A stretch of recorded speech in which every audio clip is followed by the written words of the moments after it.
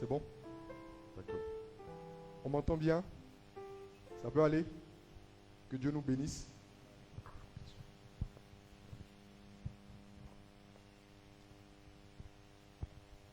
Que la paix du Seigneur soit avec nous.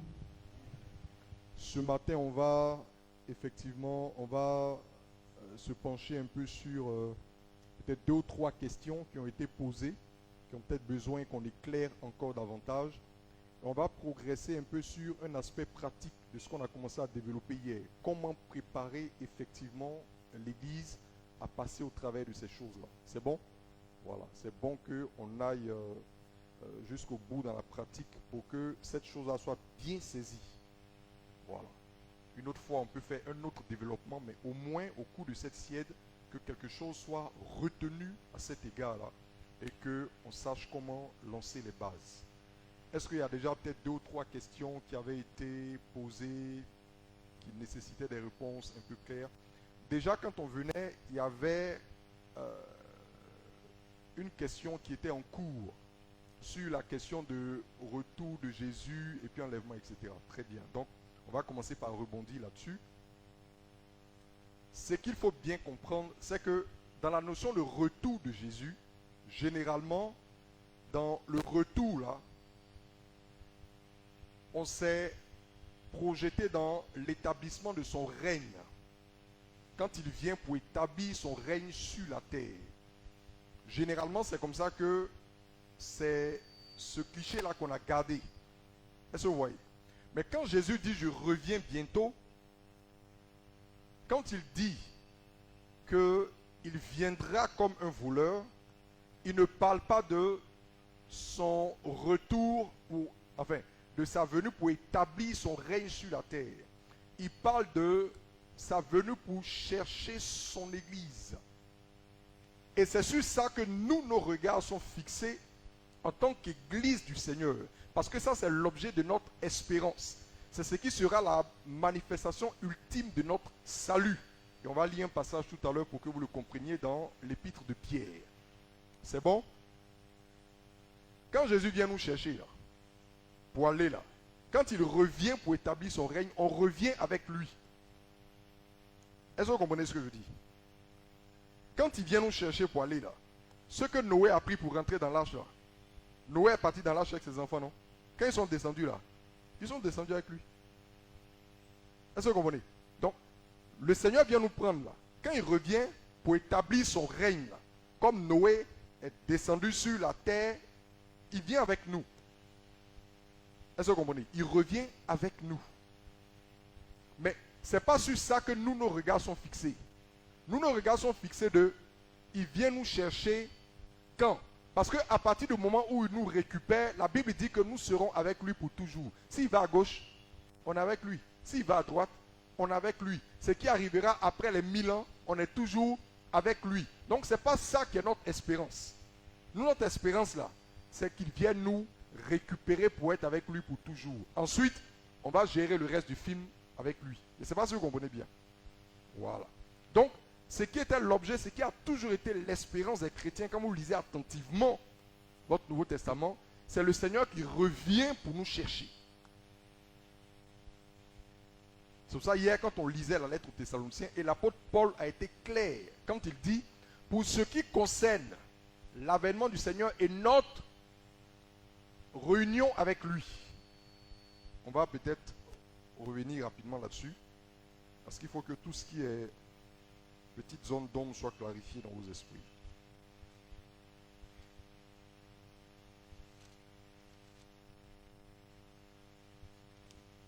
Je crois que c'est 2 Thessaloniciens 2.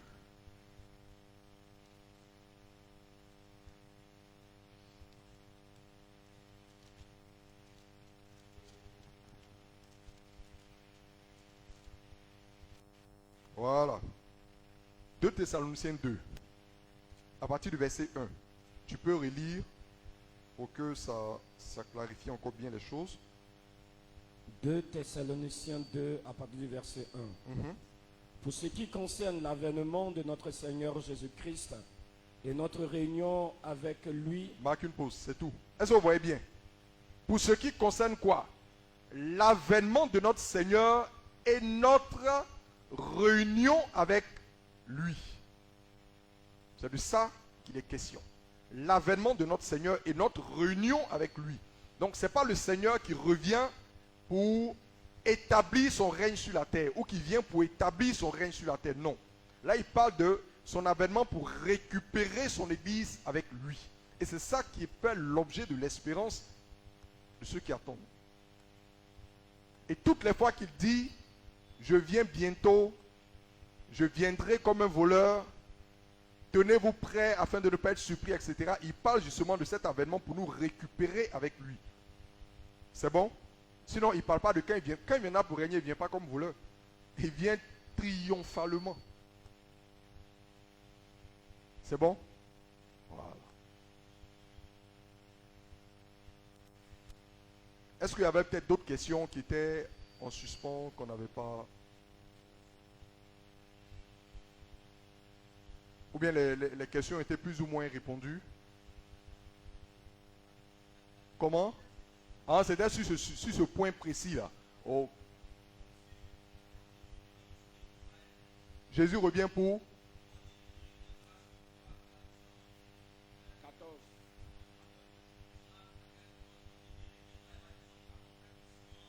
Les oliviers. Mhm. Amen, voilà. Comme on le disait, Mhm. le problème c'est à quel moment Jésus revient, puisqu'il y a des enseignements qui disent qu'il va revenir. Pour cette fois-ci, quand il revient, une deuxième fois, c'est pour Israël. Mhm. Jean pour Il- venir, voilà.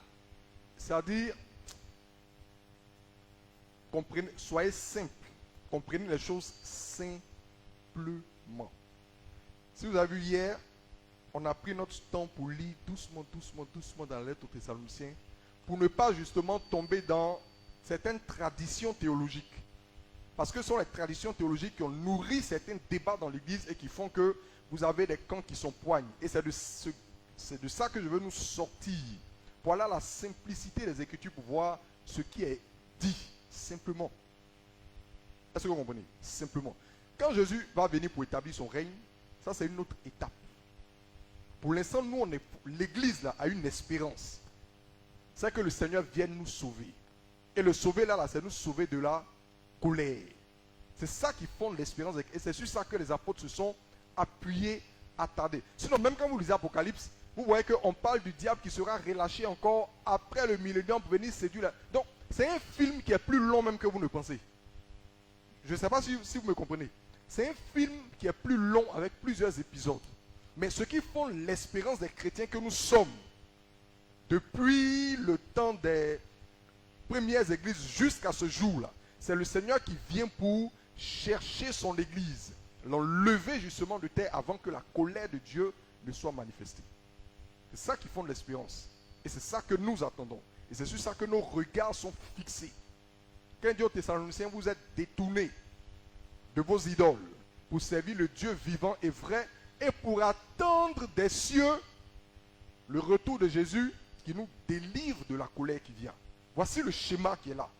Maintenant, quand le Seigneur vient nous récupérer, qu'on est avec lui, on est mis à l'abri pour un temps, il revient avec nous, etc. Il y a encore des choses qui vont se dérouler. Mais ça, ce n'est pas ça qui est l'objet de notre espérance. Nous, nos regards ne sont pas... Ce n'est pas sur ça qu'on est fixé. Parce qu'on sait que pour nous, si on a bien fait qu'on a été récupéré là, on est ensemble avec lui pour le reste du film. Vous comprenez, non? Donc, spéculer sur ce qui est plus au fond, ce n'est pas trop ça qui est essentiel pour nous. Pour nous, là, comment on traverse ce par quoi nous devons passer pour être récupérés avec lui dans l'arche de Christ. Est-ce que vous comprenez? Voilà. Et c'est pour ça que la prophétie, vous savez, je vais vous dire une chose. Dans la Bible, quand on prophétise sur des événements, et ça vous pourrez vérifier ça dans toute l'écriture, quand on prophétise sur des événements lointains, les prophéties là sont très brèves et ce sont juste des clichés. Et plus l'événement s'approche, plus des révélations claires sont données. Est-ce que vous comprenez? Quand Esaïe commençait à prophétiser sur le Messie, là, c'était encore lointain. Donc il a donné des petits clichés, une voix qui crie dans le désert, etc. Mais à mesure qu'on évolue dans les prophètes, jusqu'à où on tend vers Malachie, vous voyez qu'il y a des détails maintenant qui commencent à émerger. Pourquoi? Parce que le temps de ces choses-là commence à se rapprocher. Regardez la prophétie qu'on avait donnée à Daniel. L'ange lui a dit quoi? Scelle le livre. Sceller veut dire quoi? Garde-le fermé, cadenassé. Car le temps de ces choses-là n'est pas encore arrivé. Mais quand le temps sera proche, il dit quoi? La connaissance va faire quoi? Augmenter. C'est-à-dire que la compréhension maintenant de ces choses, puisque l'événement est proche, Dieu va enlever maintenant les voiles pour que la compréhension devienne maintenant plus claire et plus exacte. Donc il y a des choses qui concernent le millénium ou l'après-millénium qui pour nous aujourd'hui ne sont que comme des clichés. Ne vous battez pas pour vouloir expliquer tout. Vous ne pourrez pas parce qu'il y a des choses qui n'ont pas encore été décodées. Mais il y a une chose qui est claire pour nous. Regardons le salut qu'on attend. C'est le Seigneur qui vient pour récupérer son église. Avec ses anges qu'il enverra aux quatre coins pour prendre les élus. Donc on se concentre dessus, on travaille dessus parce qu'on sait que quand il nous récupère, le reste là, on est avec lui. Si on dit on va à Lakota, on va à Lakota. Ça peut aller? Que Dieu nous bénisse. On va aller lire un passage de la lettre de Pierre.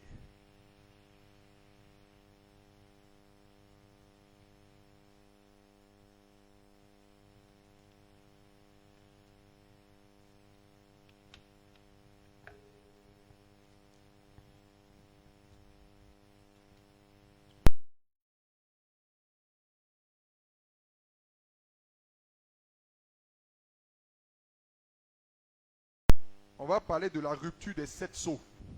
C'est pas ça? Il y a un livre scellé de 7 sceaux qui a été remis à l'agneau. Vous me suivez? On parle de la rupture des 7 sceaux. Et quand le 7e sceau est rompu, les trompettes commencent à sonner. C'est pas ça? Et quand on arrive à la 7e trompette, il y a les 7 tonnerres qui grondent. Mais qu'est-ce qu'on a dit à l'apôtre Jean? On dit ce qu'il dit s'apprêter à écrire. On dit ce qui regarde le mystère des tonnerres, garde-le. C'est-à-dire que Dieu a fermé ça exprès pour nous. Ça, c'est Dieu, ça. Donne-leur un peu qui peut les aider à se défendre pour arriver où je veux qu'ils arrivent. Le reste, ils n'ont qu'à laisser après. Vous comprenez? Voilà. Or, quand vous lisez dans tout votre Nouveau Testament, on nous dit toujours que le retour du Seigneur pour nous récupérer se fera au son de la trompette. Donc on est certain que c'est dans la phase des trompettes. La lettre aux Corinthiens même dit à la dernière trompette. Mais or c'est à la rupture des sceaux et déjà au 5e sceau qu'on parle du martyre de l'Église. Apocalypse chapitre 6. On parle du martyr de l'Église, 5e sceau. Je vis l'âme de ceux qui avaient été immolés à cause de leur témoignage et qui criaient maintenant. Bon, on va lire rapidement. Avant de revenir au passage de Pierre. Je vais vous expliquer quelque chose brièvement. Vous voyez les sceaux là. Comment ça commence? On nous dit que, souvenez-vous de la parole du Seigneur dans l'évangile de Jean qui disait, le Père ne juge personne, mais il a remis le jugement au Fils. C'est ça qui est vu dans la vision où celui qui est assis sur le trône tient entre ses mains un rouleau. Donc on dit que personne ne fut trouvé digne de le prendre et de l'ouvrir. À l'exception de qui?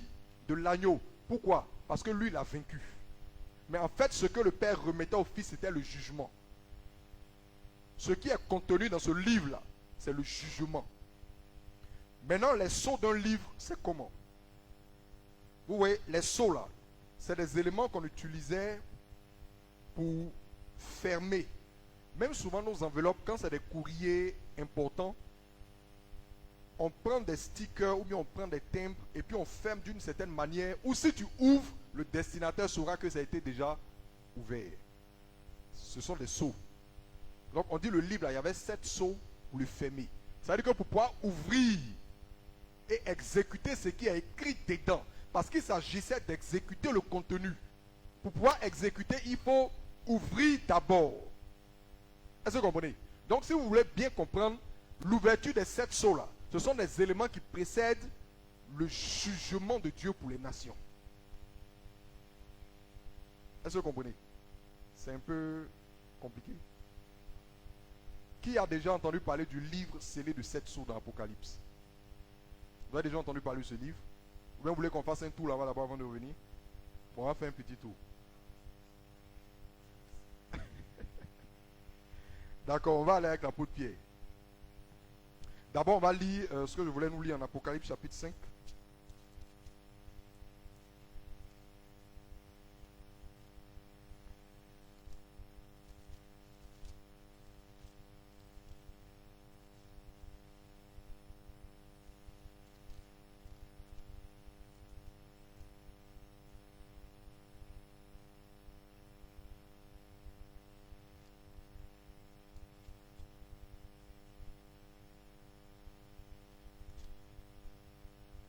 Apocalypse chapitre 6, pardon.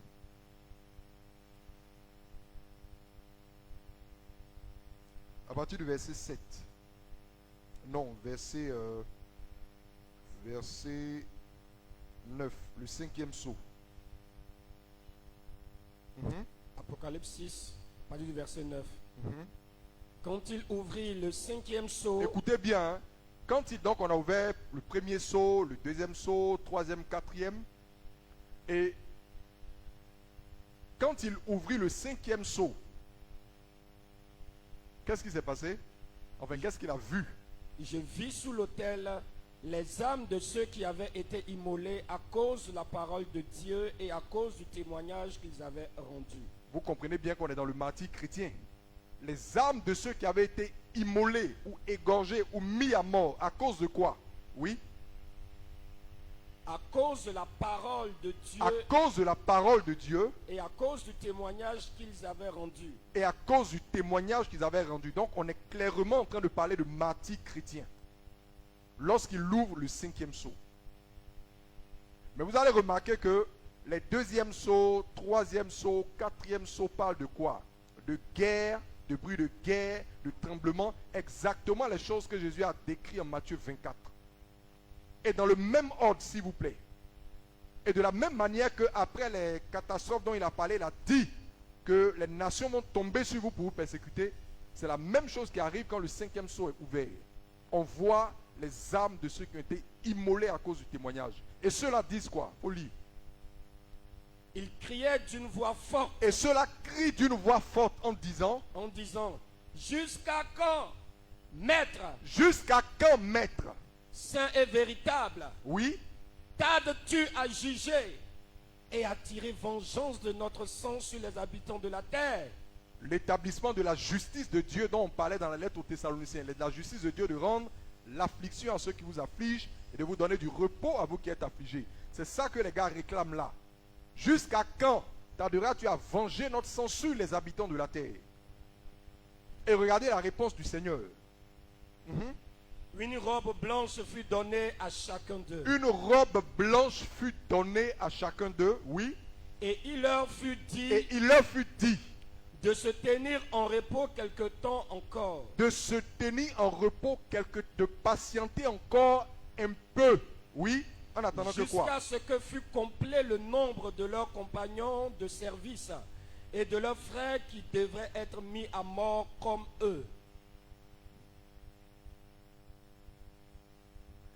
Tant que le nombre complet n'est pas bouclé, on passe pas à la phase suivante.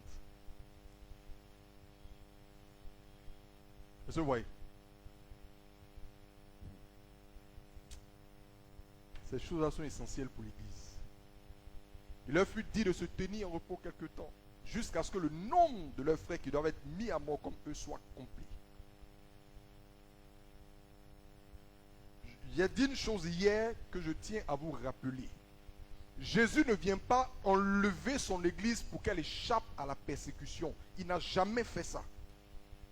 Il n'a jamais fait ça. Jésus vient enlever son Église pour qu'elle échappe à la colère qui sera déversée. Si vous avez compris ça, vous serez léger. Parce que dans la compréhension populaire, Jésus vient chercher son Église pour lui éviter d'avoir à souffrir. Ce n'est pas vrai. L'Église est destinée à ça. Vous savez pourquoi on appelle ça grande tribulation? Parce qu'il y a eu des tribulations qui ont précédé. Si vous savez ce que les gens souffraient dans l'Empire romain, au 1er siècle, 2e siècle, 3e siècle, vous allez vous calmer. Les gens ont l'impression que Jésus est frileux et tremble. Et attends, je vais venir chercher mon Église rapidement pour ne pas qu'elle a souffert. Non, non, non, non, on est destiné à ça. Et c'est en passant justement par là que nous sommes épurés même. Et qu'on va rayonner même de la gloire qu'il attend de nous. pour récupérer son église glorieuse. Il dit quand le Fils de l'homme reviendra, est-ce qu'il trouvera la foi sur la terre? Pourquoi il pose la question? Parce qu'il sait ce que ces temps-là seront. Il sait ce que ces temps-là seront. Est-ce que je vais trouver la foi quand je vais revenir? Parce que ce seront des temps de feu, de charbon. Vous comprenez? Donc il ne vient pas prendre son église parce qu'il ne veut pas qu'elle soit maltraitée. Non, non, non, non, non, non, non. Il vient la prendre parce qu'elle a vaincu la maltraitance et qu'elle doit être mise maintenant en lieu sûr. Le temps qu'on juge ceux qui les ont affligés. Donc quand il récupère son église, ce n'est pas pour lui éviter la persécution. C'est pour éviter qu'elle soit frappée par la colère. Parce qu'il est de la justice de Dieu de donner du repos à ceux qui ont été affligés au nom de Christ. C'est bon? Quand Jésus parle à l'église de Smyrne, vous allez voir, vous allez comprendre le principe que je suis en train de vous dire. Quand on dit que Jésus ne soustrait pas son église à la persécution, vous allez voir. Dans la lettre à l'église de Smyrne, Apocalypse chapitre 2.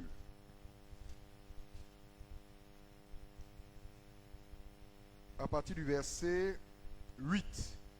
Lisez bien. Hein? Lisez bien. Oui, vas-y. Apocalypse 2, 8. Écrit à l'ange de l'église de Smyrne. Oui. Voici ce que dit le premier et le dernier. Celui qui était mort et qui est revenu à la vie. Celui qui était mort et qui est revenu à la vie. Bon, je voulais expliquer quelque chose là, mais non. Allons. Je connais ta tribulation et ta pauvreté. Je connais quoi? Ta tribulation et ta pauvreté. Ici, il parle de pauvreté matérielle. On est d'accord? Oui. Bien que tu sois riche. Est-ce que vous avez déjà même noté que le Seigneur est au courant de leur tribulation? On est d'accord avec ça? C'est lui-même qui dit, je connais ta tribulation. Je suis témoin des choses que tu endures pour mon nom. Et je connais aussi parallèlement le fait que matériellement, vous n'êtes pas nantis. Oui? Et les calomnies de la part de ceux qui se disent juifs et ne le sont pas. Oui. Mais qui sont une synagogue de Satan. Ne crains pas ce que tu vas souffrir. Ne crains pas quoi? Ce que tu vas souffrir. Ah, Jésus. Toi, tu vois que souffrance vient. Tu ne m'enlèves pas dedans. Non, non. Il dit fortifie-toi, car tu vas devoir souffrir.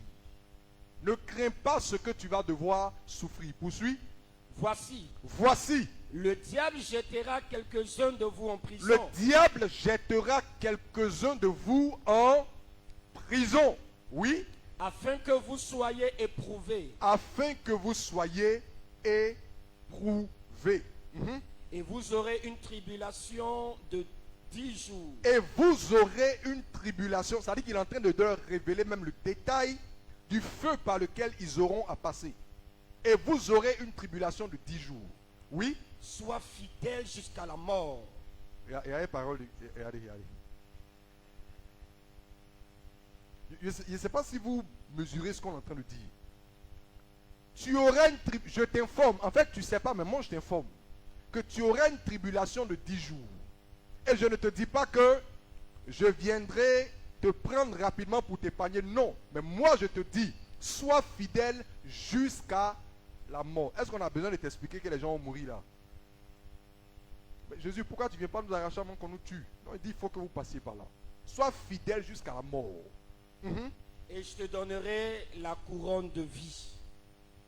À quel prix? Au prix de ta fidélité. Sois fidèle jusqu'à la mort. C'est des choses qu'on a chantées sans comprendre. Voilà ça qui est là.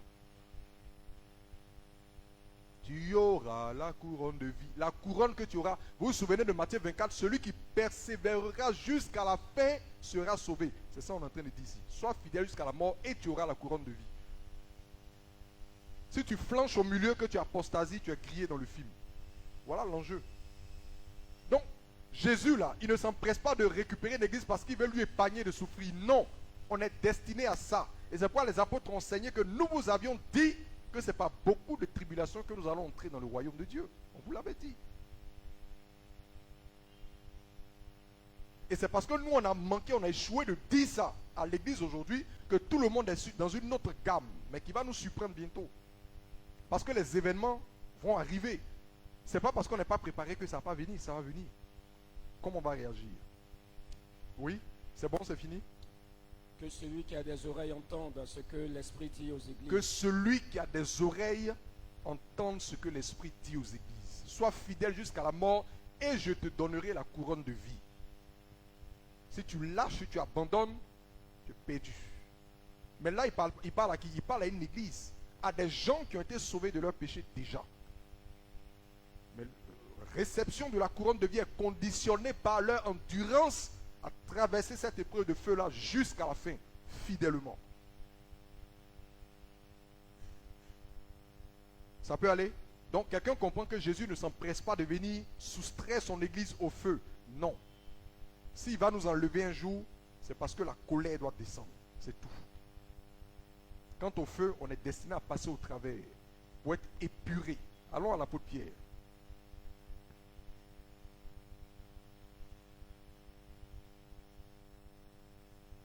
Est-ce que j'ai donné la référence? 1 Pierre 1.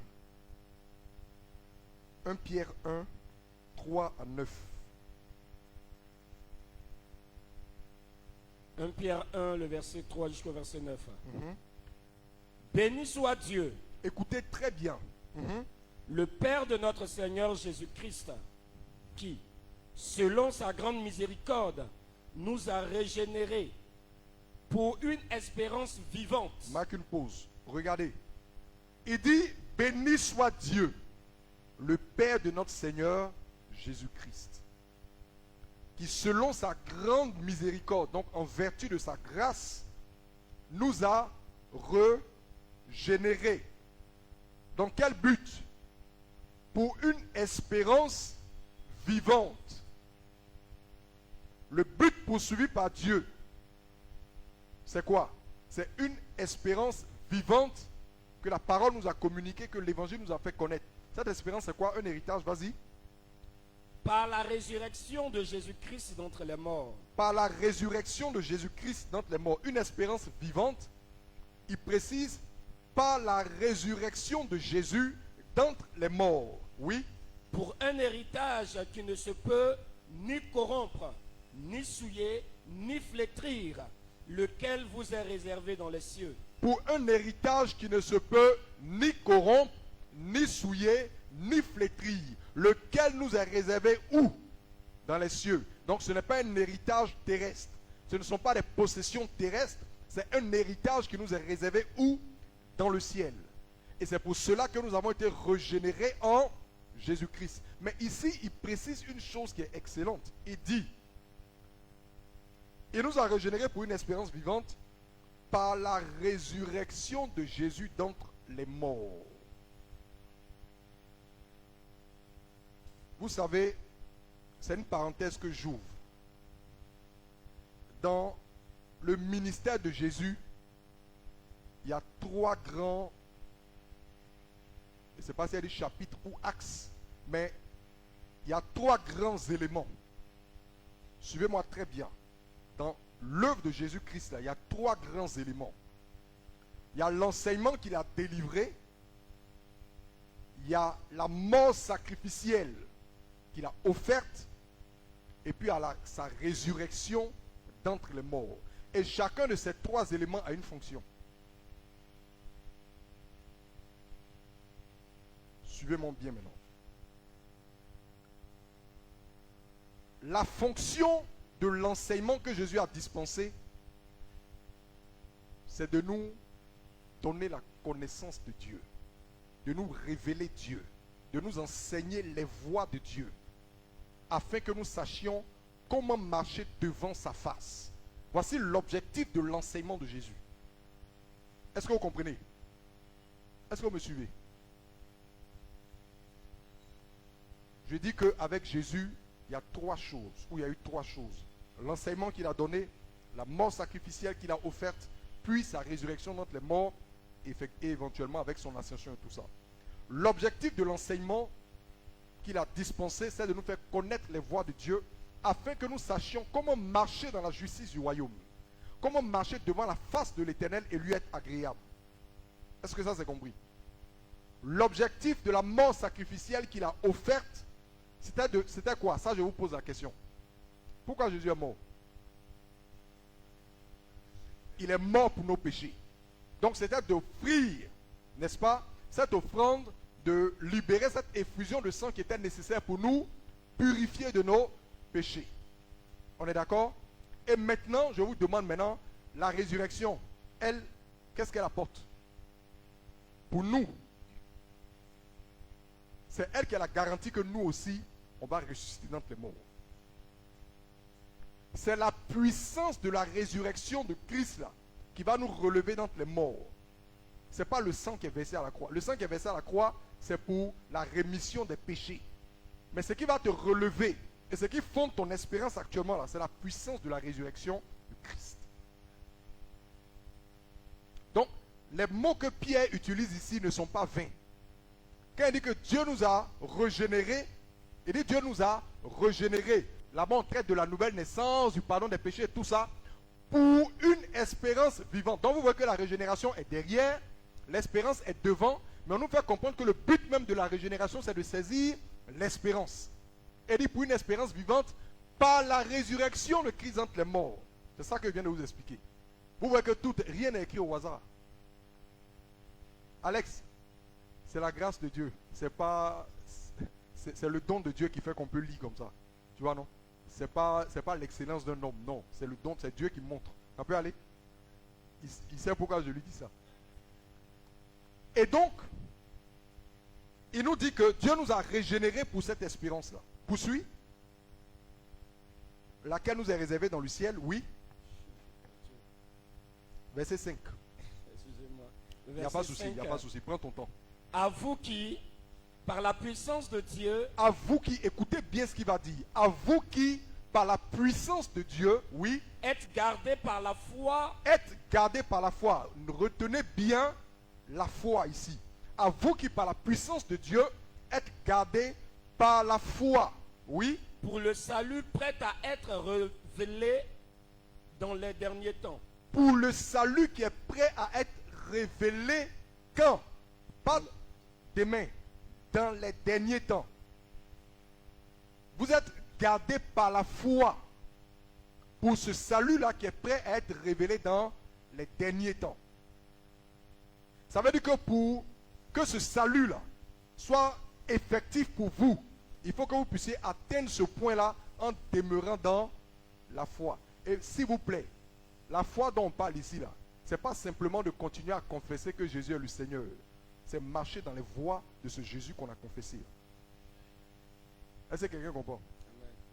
Allons-y, on va finir avec quelque chose pour bien éclairer cet aspect-là. Vas-y. Verset 6. Verset 6. C'est là ce qui fait votre joie. C'est là ce qui fait votre joie. Quand il dit c'est là ce qui fait votre joie, qu'est-ce qui fait la joie? Je vous pose la question. C'est l'espérance qui nous est réservée là. C'est ça qui fait notre joie. Dans quel environnement? Oui. Quoique maintenant, puisqu'il le faut, Mhm. vous soyez attristés pour un peu de temps. Vous par soyez diverses épreuves. attristés pour un peu de temps, affligés pour un peu de temps par diverses épreuves. Et Pierre lui dit qu'il faut ça. Ce n'est pas un accident même. Ce n'est pas par la volonté du diable. C'est permis parce qu'il le faut.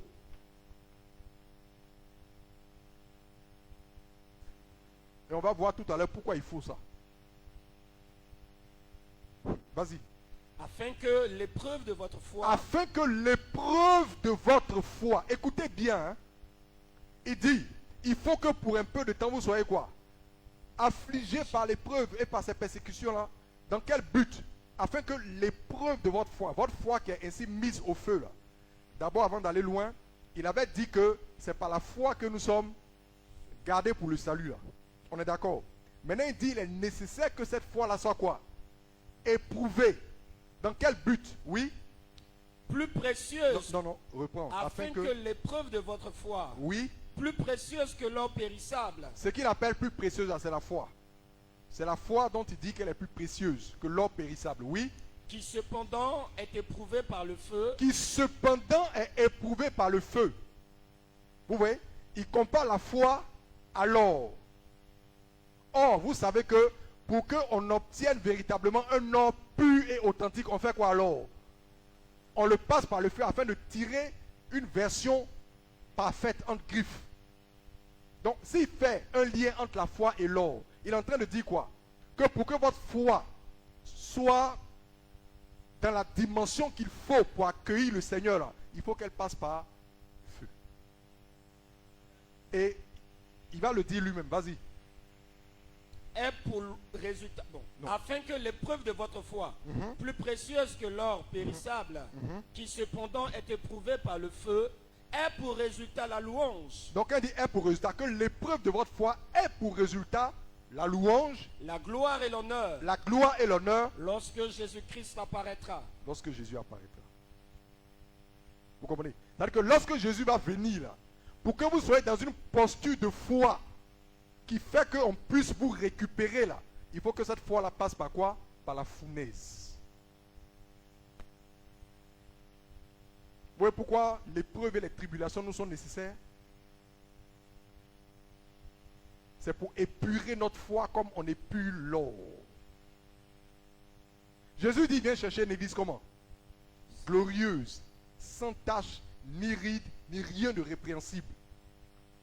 Ce n'est pas juste des gens qui ont fait une confession de foi qui sont assis. Le standard que Jésus veut trouver à son retour là, est très élevé. Et pour qu'on en arrive là, il faut que notre foi passe à l'épreuve du feu. Pour que les scories et tous les déchets là soient retirés. Est-ce que vous comprenez ça? Donc, ce n'est pas par accident qu'on a éprouvé. Vous pensez que des gens que Jésus a rachetés au prix de son sang, le diable pourra en faire ce qu'il veut? Non. Le diable pourra faire que ce que le ciel lui permet de faire. Et pourquoi le ciel lui permet de faire? Parce que c'est nécessaire pour les parfaits. Amen. Je ne sais pas si on comprend ce qu'on est en train de... Est-ce c'est clair? Ça peut aller? C'est bon? Voilà. Jésus, le prix qu'il a payé pour nous racheter là. Même, disons, le maire de Koumassi, toi, tu peux aller faire ce que tu veux au fils du maire. Même un pala, même où il n'a pas raison, tout le monde va dire, grand frère, tu as raison. Parce qu'on sait qu'on n'a pas intérêt à se mettre à dos le maire. Le maire ne joue pas avec ses enfants, le préfet ne joue pas avec ses enfants, le président ne va pas jouer avec ses enfants. Jésus qui est venu nous racheter un prix si grand, va nous laisser malmener comme ça pour le plaisir? Non. C'est pourquoi il a dit, ne vous inquiétez pas, parce qu'il n'y a pas un seul cheveu de votre tête qui va tomber si le Père n'a pas validé. Il n'est pas en train de dire vous n'allez pas souffrir, mais il est en train de dire même ce que vous allez souffrir, c'est parce que le Père aura jugé ça nécessaire. Il est au contrôle. Est-ce que vous voyez? Voilà. Donc c'est pas qu'il n'est pas au courant de ce qu'on endure. Il est au courant bien même. Il a dit aux gens de Smyrne, je connais ta tribulation, je vois. Mais c'est nécessaire que vous passiez par là. Il faut ça. Afin que l'épreuve de votre foi ait pour résultat la louange, l'honneur, la gloire, lorsque le Seigneur Jésus fera quoi? Apparaîtra. Vous voyez qu'on revient encore à ce Seigneur qui vient pour récupérer. Mais il ne vient pas récupérer n'importe quoi. Il vient pour récupérer quelque chose qui doit répondre à un standard. C'est pourquoi il faut qu'on passe par le feu pour être prêt à être récupéré. Poursuis la lecture. Lorsque Jésus-Christ apparaîtra, Oui.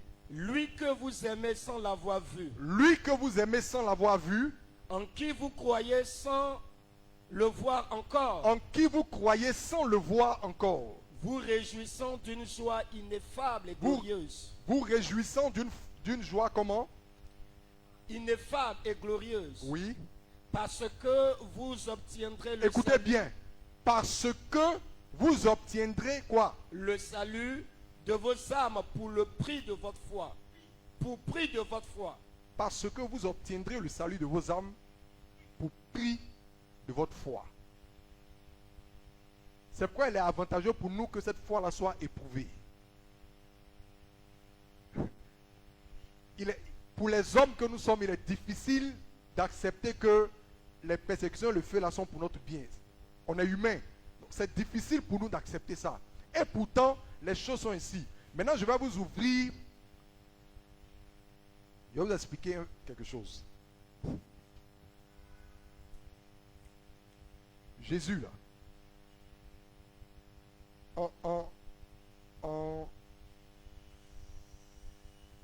ministère de Jésus, Jésus est né, il a grandi, tout et tout, on laisse. Les choses commencent à partir du baptême de Jean. C'est pas ça? Suivez-moi très bien. Hein. Les choses commencent à partir du baptême de Jean. C'est pourquoi lorsque l'apôtre Pierre s'en va chez Corneille et qu'il doit rendre témoignage de Christ, il dit, vous savez ce qui est arrivé dans toute la Judée, à commencer par le baptême de Jean. C'est-à-dire que quand Jésus allait aux eaux du Jourdain pour être baptisé. Je vous pose la question. Le baptême là, c'était pour la rémission des péchés, non? C'est pas pour ça le baptême, jusqu'aujourd'hui. Le baptême c'est pourquoi? Pierre a dit, répentez-vous et faites-vous baptiser pour le pardon de vos péchés. Et Ananias a dit à Paul, que t'as-tu? Lève-toi, sois baptisé et lavé de tes péchés. Bon, Jésus allait se faire baptiser pourquoi?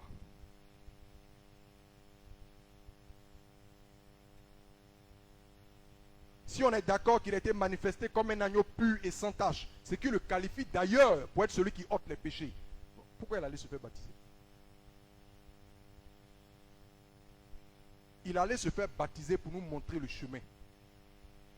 Il n'en avait pas besoin. C'est pour ça que lorsqu'il arrive à Jean, Jean dit, mais ça là, vieux père, n'a pas besoin de ça. Il dit, laisse faire ce qui est convenable. Pourquoi? Parce que Jésus était soucieux de nous montrer un chemin. Et nous aussi, notre vie chrétienne commence par là. Et c'est au sortir des eaux là que la voix se fait entendre du ciel pour dire, celui-ci est mon fils bien-aimé en qui j'ai mis mon affection. Parce que c'est à partir de là que nous sommes réconciliés avec Dieu et qu'on est fait enfant de Dieu. Tout ça, c'est un chemin qui nous montre. Ensuite, il a servi le Père dans l'obéissance, avec des oppositions, toutes sortes de choses. Comme nous aussi, au travers de ce monde, on n'est pas acclamé. Il y a des oppositions, il y a des tentations, il y a des soucis, on rend témoignage de Dieu, on prêche, on guérit les malades. Même chose. Quand le moment maintenant d'être glorifié était venu, Jésus est passé par quoi? Si quelqu'un a compris ça, il réfléchisse. Quand le moment était venu d'être glorifié, il fallait passer maintenant par le feu. Et notre maître est passé par le feu victorieusement. Maintenant, il a traversé les de l'autre côté et puis il regarde chacun de nous pour dire, prends courage, tu peux. Il faut qu'on passe par là. Et la Bible dit que c'est après ça là, que quoi? Que Dieu, après ça, c'est là il a connu quoi? C'est après la souffrance là qu'il a connu quoi? La résurrection, l'enlèvement et le nom qui est au-dessus de tous les noms pour prendre son héritage. C'est le même parcours pour nous. On a été baptisé un jour, on témoigne de Christ aujourd'hui. Le feu. Enfin, je prends pour l'église en général. Et puis, la résurrection, et etc. C'est le chemin. C'est pourquoi il y a une cantine en anglais qui dit, You came from heaven to earth to show the way. C'est-à-dire que tu es venu du ciel sur la terre pour nous montrer le chemin. Quand Jésus dit sur le chemin là, c'est quoi? C'est de ça il parle. Le chemin qui va nous ramener au Père là. C'est ça, il est venu tracer comme ça par sa propre vie sur la terre. Et personne ne va aller au Père sans passer par là. C'est pourquoi il dit, si quelqu'un veut venir après moi, si quelqu'un veut marcher dans le chemin, et c'est ça qu'on va développer maintenant. Si quelqu'un veut marcher dans le chemin dans lequel je suis là, qui mène au Père là, qu'il fasse quoi? C'est ça qu'on va commencer à développer maintenant. Parce que c'est ça là, justement, c'est quand ça là n'a pas réussi qu'on ne peut pas remporter la victoire dans le feu. Allons-y en Luc. On a fini, non? Le passage de Pierre que j'avais donné, ou bien il reste un peu? On a fini? Allons en Luc. Ça va? Les choses sont de plus en plus claires. Ça peut aller? Il faut que ça aille, les gars. Luc 14, verset 26 et 27, et puis le verset 33. Luc 14, 26 à 27, et puis le verset 33. C'est bon, on peut aller? On y va. Luc 14, le verset 26. Si quelqu'un vient à moi, si quelqu'un vient à moi, oui, et s'il ne hait pas son père, s'il ne hait pas son père, oui, sa mère, sa mère, sa femme, ses enfants, ses frères et ses sœurs, et même sa propre vie, et même sa propre vie, il ne peut être mon disciple. il ne peut être mon disciple. Autrement dit, il ne peut marcher dans mes pas. Vous comprenez? Donc ça, c'est l'article premier de notre engagement à marcher en disciple de Christ. Il ne peut être. Il ne dit pas, il lui sera difficile d'être. Il dit, il ne peut être. C'est-à-dire que ce n'est pas possible. Je ne sais pas si vous pesez les mots. Il ne dit pas, non, si quelqu'un vient à moi sans renoncer à lui-même, il lui sera difficile. Non. Il dit, s'il vient sans renoncer, il ne pourra pas. Il ne peut être mon disciple. Allons au verset 33. Le verset 27. Ah, le verset 27, pardon. Donc, déjà, attends. Premier élément ici, il a parlé de haïr quoi? Son père, sa mère, sa femme, ses enfants, ses frères, etc. Tout ça, là, on peut regrouper dans quoi? Le mot pour tout ça, c'est quoi? La famille. Nos proches, notre proche parenté, la famille. Oui, verset 27. Et quiconque ne porte pas sa croix et Bon. ne me suit pas, Avant, pardon, la fin du verset 27, il a dit, et du même verset sa 26, propre vie. et même sa propre vie. Donc, on a parlé de la famille, la proche parenté, on parle de nous-mêmes. Ça fait deux. Allons-y. Et quiconque ne porte pas sa croix et ne me suit pas ne peut être mon disciple. Verset 33. Ainsi donc, quiconque d'entre vous ne renonce pas à tout ce qu'il possède ne peut être mon disciple. Quiconque d'entre vous ne renonce pas à tout ce qu'il quoi? Possède. Là, on parle des possessions. Ne peut être mon disciple. Vous savez, il y a trois éléments qu'on vient de mettre en lumière là. Le renoncement à nous-mêmes, notre propre vie. Le renoncement à ceux qui nous sont chers, en l'occurrence la famille proche. Et puis le renoncement à quoi? Aux biens que nous possédons. Pourquoi? Parce que c'est sur ces trois choses-là que l'adversaire joue quand c'est le temps des tribulations. Vous comprenez? Ce sont les trois leviers de l'adversaire quand on rentre dans les phases de tribulation. Ce que nous possédons, ce que nous avons de cher, puis notre propre vie.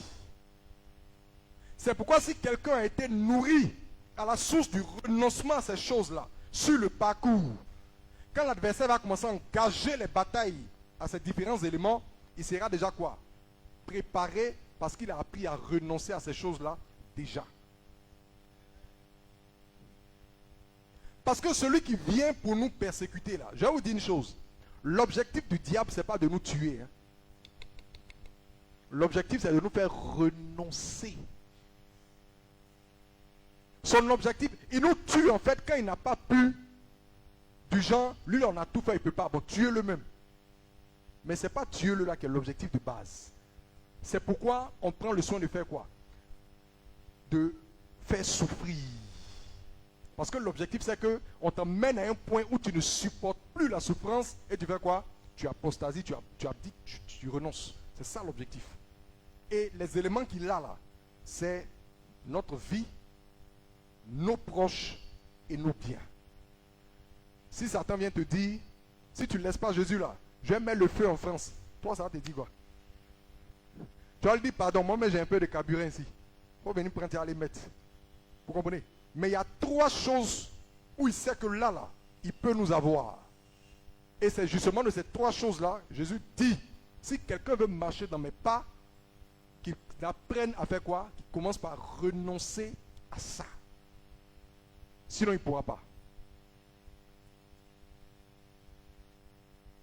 C'est bon? On a fini de lire Luc, non? Voilà. On va revenir maintenant sur chaque point. On a parlé de la famille, nous-mêmes et nos biens.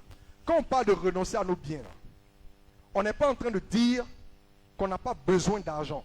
On n'est pas en train de dire qu'on n'a pas besoin de maison. On n'est pas en train de dire qu'on n'a pas besoin de disposer de biens pour pouvoir à nos besoins. La parole de Dieu n'a jamais dit ça. Elle ne le dira jamais parce que ce n'est pas vrai tout simplement. Quand on parle de renoncer là, à notre famille, on n'est pas en train de dire de renier son père, de renier sa mère, de renier sa femme, etc. Non. Quand on parle de renoncer à notre propre vie, bon, est-ce que jusque-là tu allais te suicider? Tu n'es pas allé te suicider, tu vis. Mais donc, qu'est-ce que Jésus est en train de dire quand il parle de haïr son père, de renoncer à sa vie, etc. Ce qu'il est en train de dire, c'est que pour nous, là, l'espérance qui nous est réservée, la quête du royaume, le devoir d'obéir à Dieu, c'est ça qui vient en élément numéro 1 et prioritaire dans notre engagement. Et rien des différentes choses qu'on a citées ne doit pouvoir se mettre en travers. Vous vous souvenez qu'il a dit qu'il en sera du retour du Fils de l'homme comme du temps de Noé. Les hommes faisaient quoi? Ils mangeaient, ils buvaient, ils se mariaient, ils mariaient leurs enfants jusqu'au jour où Noé entra dans l'arche. Il insiste encore, il en sera de même comme du temps où Lot est sorti de Sodome. Les gens étaient occupés à beaucoup de choses. Et il n'y a eu que très peu qui ont été sauvés. Mais quand Jésus dit, les gens mangeaient, buvaient, ils plantaient, ils bâtissaient, est-ce qu'il est en train de dire qu'on ne doit pas planter? Si on ne plante pas là, il nous reste même combien de semaines à vivre? Sans le produit des champs, on va vivre combien de temps? Si on ne construit pas des maisons, on dort où? Si on ne se marie pas, comment on se reproduit et comment on pérennise la race? Jésus n'est pas en train de dire que ces choses sont mauvaises. Il est en train de dire qu'on doit prendre toutes ces choses-là de manière relative parce que tel n'est pas le but de notre vie. Est-ce que vous comprenez? Il faut les prendre pour ce qu'elles sont, des mesures d'accompagnement pendant notre pèlerinage terrestre. Des gens qui sont prêts à abandonner la foi parce qu'elles ne sont pas encore mariées. Ça veut dire qu'il y a quelque chose qui ne va pas. Ah, Seigneur, moi, si d'ici l'année prochaine, si quelqu'un n'est pas venu demander ma main, ah, je ne réponds pas de ce qui va suivre. Hein. Bon, on va t'aider. Ça vient. Ça veut dire quoi? Que le mariage est pour toi une idole, a plus de valeur que ton engagement à marcher avec Dieu. Au point que si ça, ce n'est pas satisfait, tu es capable de faire quoi? Tourner le dos à la croix du calvaire. Tu n'es pas prêt pour être disciple de Jésus. Et si quelqu'un ne renonce pas à ses biens, Jésus a fait un petit exercice avec l'homme riche. Il dit, va vendre tes biens, partage de revenus aux pauvres, et tu auras un trésor dans le ciel. Il n'a pas dit juste partage et puis viens. Il dit partage et tu auras. Ça veut dire que Jésus lui a donné la garantie qu'il ne perd pas ses biens en fait. Mais tellement il était attaché à son confort terrestre, il a dit quoi? Je suis désolé, je ne peux pas. Jésus lui a dit, ah, moi aussi je suis désolé pour toi. Ce n'est pas que Jésus dit à tout le monde, allez-y vendre vos biens. Non. Mais Jésus est en train d'inscrire en nous le détachement d'avec les richesses de la terre. Est-ce que vous savez que vous pouvez être un milliardaire mais détaché des richesses? Est-ce que vous savez ça? Vous pouvez être multimillionnaire et détaché des richesses. À quoi on reconnaît celui qui est détaché des richesses? Sa générosité. Tu peux gagner, tu peux avoir de grandes entreprises. La Bible ne nous encourage pas à la paresse. Non, il faut qu'on soit des bosseurs. Tu peux avoir de grandes entreprises. Mais ce que tu gagnes là, non, laissez. Je vais vous développer ça. Laissez. Je suis en train de rentrer dans un autre chapitre qui va venir demain soir. Laissez. Demain soir. Mais ce qu'il faut comprendre, c'est que le renoncement là, c'est non négociable.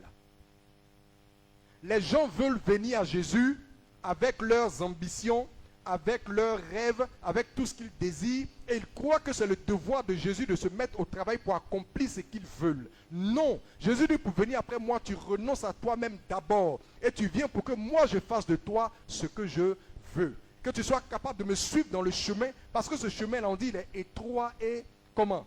Resserré. Ce n'est pas des mots qui sont là au hasard. Quand une route est petite là, si tu es gros, tu peux passer. Donc si quelqu'un te dit qu'il faut faire des dégraissages avant de venir là, il t'a aidé ou bien il t'a fait du mal?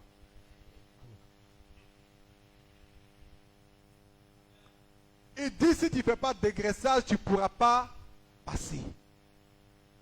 Toi tu dis non, c'est une parole qui est sévère. Bon, viens. Maintenant tu viens, tu luttes, ça ne peut pas. Tu luttes et puis dis par la foi, reste tranquille. La parole de Dieu a des principes. La parole de Dieu a des principes. L'apôtre Pierre parlait aux gens et dit, vous avez souffert l'enlèvement de vos biens, mais malgré ça, vous êtes dans la joie. Comment quelqu'un peut se réjouir après qu'on ait confisqué ses biens? Parce que du temps de l'église primitive, c'est-à-dire les 2-3 premiers siècles de l'église dans l'Empire romain, mais j'ai un livre de tribulation. Je vais le produire et puis je vais vous le rendre disponible.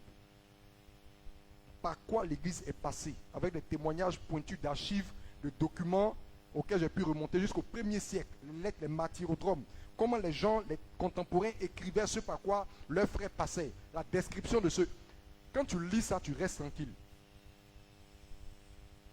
Ce par quoi les gens sont passés pour que nous, aujourd'hui, là, on soit dans le Seigneur. On joue avec la foi.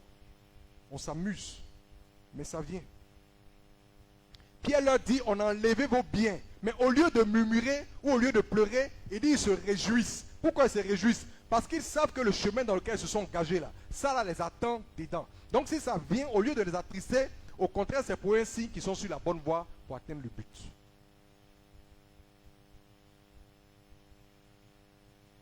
L'apôtre Jacques dit, il dit, mais pourquoi, je crois que c'est Pierre ou c'est Jacques, il dit, pourquoi vous trouvez étrange de la fournaise de l'épreuve par laquelle vous êtes exposés? Vous savez que ce n'est pas ça. C'est à ça que nous sommes destinés. Parce qu'il faut que notre foi soit épurée.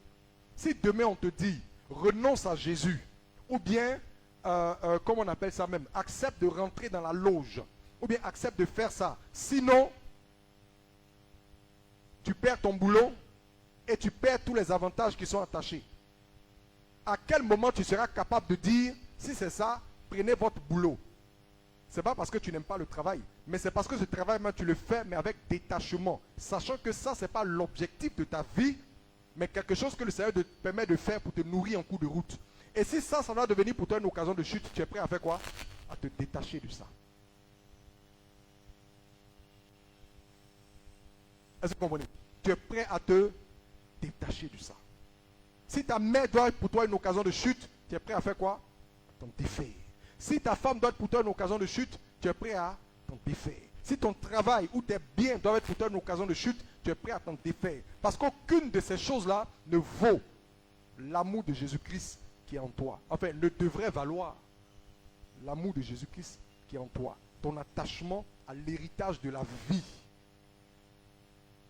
Mais si nous on vient à la chair, qu'on vous prêche, tu seras riche. Qu'est-ce qu'on est en train de faire? On est en train même d'accroître votre attachement aux choses de la terre. Est-ce que vous comprenez?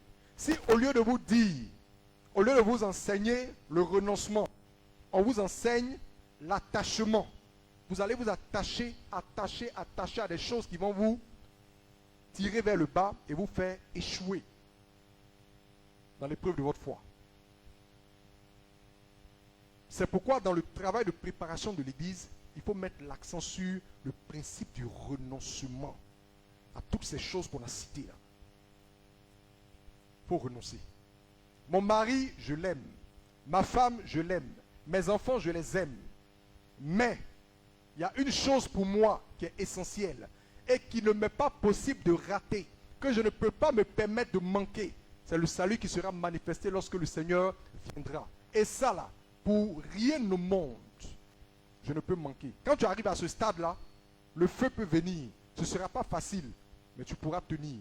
Parce que déjà, tu as été travaillé et disposé à renoncer. On va lire un témoignage tout à l'heure, pour que vous compreniez de manière pratique ce qu'on est en train de dire. Est-ce que tu as... On va lire ça même.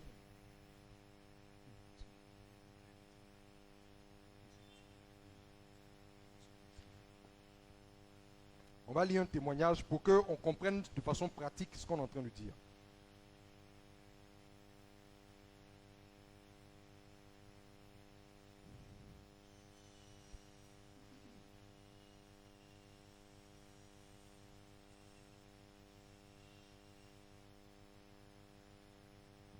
Tu as vu? Voilà. Donc, le témoignage qu'on va lire,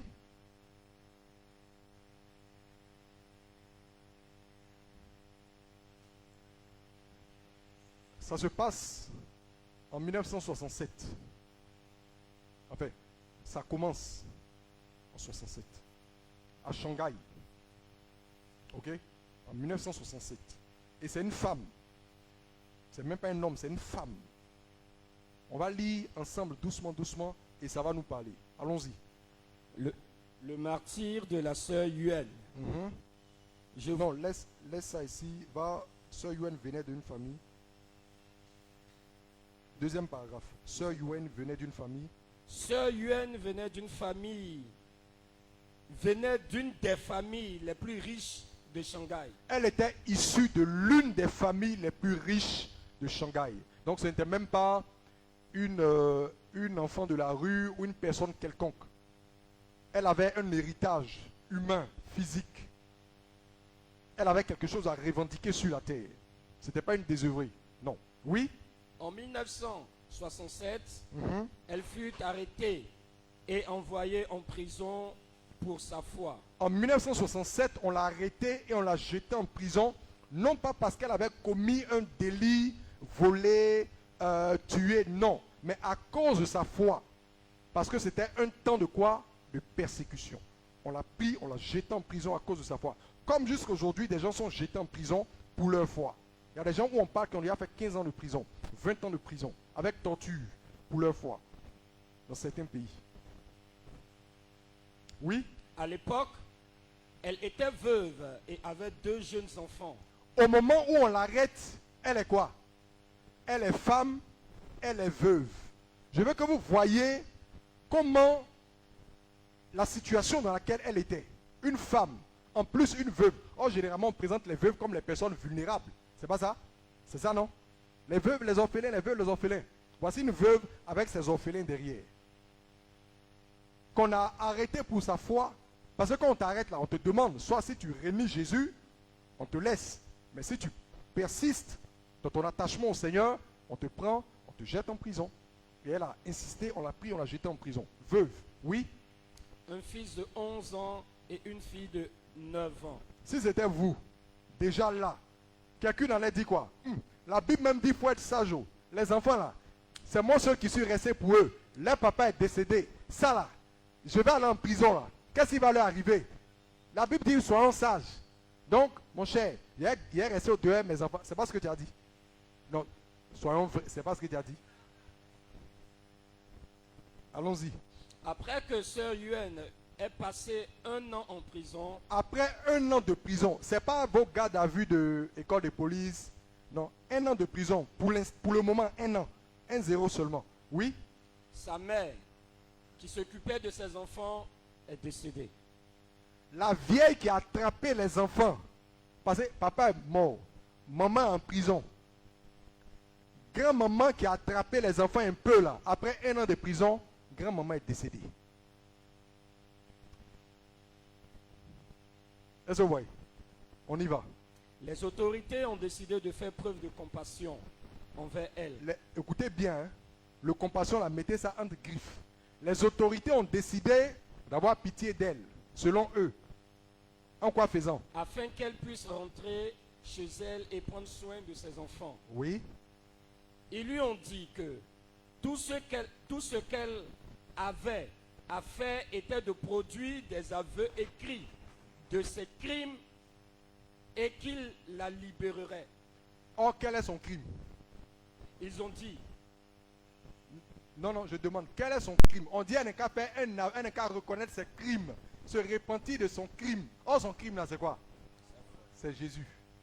Ça veut dire, on entend de lui dire, on est prêt à te relâcher pour que tu récupères les enfants parce que grand-maman est décidée. Et nous, tu vois, on t'aime. On est bon, on est gentil. En temps normal, on devait te garder là-bas. Mais comme on ne veut pas que les enfants souffrent, on veut te laisser, mais à une toute petite condition, tout petit. Prends un papier et puis écris que véritablement Jésus là, entre toi et moi, vraiment, c'est bon. Je veux être une citoyenne docile. Jésus là, entre lui et moi, c'est terminé. Et puis tu prends tes enfants et vous allez. Il n'y a pas de problème. Voilà la proposition qu'on lui a faite. Et mieux, continuons de lire. ils ont dit, l'année dernière, Ils lui ont dit, l'année dernière, ta conduite, oui, Votre conduite a été excellente. On a constaté même qu'en prison, tu t'es très bien conduit. Alors Oui. maintenant, nous prévoyons de vous récompenser. Mhm. Ils ont fait en sorte que ces jeunes enfants soient amenés aux portes de la prison Ils ont fait venir pour les une deux visite. enfants aux portes de la prison. Yuen Monsieur, a voilà. reçu l'ordre de faire ses valises pour rentrer chez elle. On lui fait tes bagages, tu rentres. Elle a plié ses affaires, fait les valises, tout. Vous voyez sa disposition de cœur, non? Eh Seigneur, merci. Je suis, vraiment, tu as eu compassion de moi. Elle prend sa valise. Les enfants sont au portail, ils l'attendent. Oui? Dès qu'elle a aperçu ses précieux enfants, son cœur s'est déchiré Mhm. et des larmes d'amour lui sont montées aux yeux. Mhm. Alors les gardiens lui ont dit, Mhm. lui ont demandé du moins, que veux-tu? Ton Jésus ou tes enfants? Est-ce que vous voyez le diable? Tu veux quoi? C'est-à-dire que c'est parce qu'ils sont loin que ça ne te dit rien, non? On va les envoyer, les enfants là vont pleurer devant toi. Vous les mères, vous imaginez ton enfant qui est en train de crier maman. Vous imaginez? Maintenant on lui dit il faut choisir entre Jésus. Et puis, vous comprenez maintenant, si quelqu'un veut venir après moi, qu'il renonce là. Vous voyez? Poursuis la lecture. Si tu veux Jésus, tu restes dans cette prison. Mhm. Si tu veux tes enfants, alors tu peux rentrer chez toi. Ton Dieu voudrait sûrement que tu sois gentil avec ta chair et ton sang. Est-ce que vous voyez? C'est-à-dire que le diable même te prêche pour mettre dessus. Vous vous souvenez de ce qui s'est passé dans le désert, le Seigneur, non?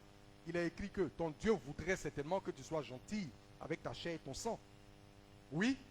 Le fils et la fille de sœur Yuen ont crié, « Maman, tu nous manques. S'il te plaît, choisis de rentrer à la maison. » Enfants de 9 ans et 11 ans. Oui? À ce moment-là, un gardien de la prison a tendu un crayon et un morceau de papier à Yuen. Ma soeur, il faut écrire, on quitte ici. Il lui a demandé d'écrire ses aveux.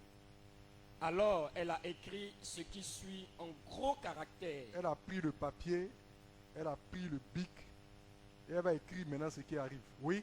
Jésus ne pourra jamais être remplacé. Même mes propres enfants ne peuvent pas remplacer Jésus. C'est ça qu'elle a écrit pour leur donner. Même mes propres enfants ne pourront pas remplacer Jésus. Mon engagement pour le Seigneur est non négociable. Et il n'y a aucun moyen de pression que vous pourrez exercer sur moi pour que j'abandonne la foi. Vous pensez que ce genre de réaction-là, ça apparaît comme ça du jour au lendemain? C'est parce qu'on les a préparés. Et c'est pourquoi on veut vous préparer. Poursuis la lecture. Elle a donc choisi de rester en prison si tel était le prix à payer pour ne pas régner le Seigneur. Mhm. Le gardien s'est alors crié, Le gardien a alors crié ceci. « Écoutez les enfants, Écoutez les enfants. votre mère vous a rejeté, hein? Votre mère vous a rejeté. Elle ne vous aime pas. » Oui. La décision de la sœur Yuen lui a coûté de rester en prison encore 23 ans. 23 ans de prison. Même les criminels, là, ce n'est pas 20 ans. Ceux qui ont tué, là, c'est combien? 23 ans plus 1. Parce qu'elle avait déjà tapé 1 an. Avec quoi? 24 ans de prison. Pour Jésus. Des gens sont prêts à faire 24 ans de prison pour Jésus. Nous, pour une affaire de mariage, ou même pour une affaire de mariage, ça là, j'ai pas eu.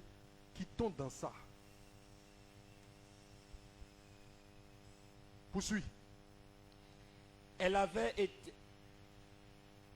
Lorsque finalement elle a été libérée, Lorsque finalement elle a été libérée, son fils avait 34 ans son fils avait maintenant 34 ans. et travaillait.